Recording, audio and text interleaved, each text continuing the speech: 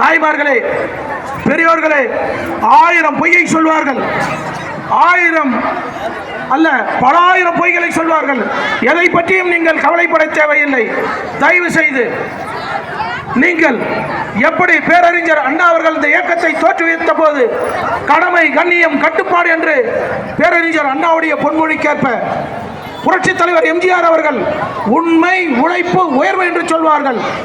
நம்முடைய இதயம் புரட்சித் தலைவர் அம்மா அவர்கள் அமைதி, வளம், வளர்ச்சி என்று சொல்வார்கள். அந்த பொன்மொழிகளுக்கேற்ப நாம் சிறப்பாக இந்த நாட்டில் உள்ள போதை வாசுகள், அந்த கஞ்சா, அபின், அந்த இன்ஜெக்ஷன் போடுறாங்க, அது என்ன சொல்ல தெரியல, போன்ற பல்வேறு வெகு விரைவில் அண்ணன் எடப்பாடியார் அவர்கள் ஆட்சி அமைந்த பிறகு அந்த சமூக விரோதிகளை தூக்கி உள்ளே வைத்துவிட்டு ஒரு நல்ல நிம்மதியான ஆட்சியாக தமிழகம் அமைதி பூங்காவாக, புரட்சித் தலைவர் அம்மாவுடைய காலத்தில் தமிழகம் எப்படி அமைதி பூங்காவாக இருந்ததோ அதுபோல ஒரு பொன்னான ஆட்சி மலர, குறிப்பாக உங்களுடைய பெண் பிள்ளைகள், ஆண் பிள்ளைகள் போதைக்கு அடிமைகிறோம், பெண் பிள்ளைகள் சுதந்திரமாக ஸ்கூலுக்கு போய் வர முடியல. இதையெல்லாம் கருத்தில் கொண்டு புரட்சித் தலைவர் அம்மா அவர்கள் வழங்கிய திட்டங்களை பாருங்கள்.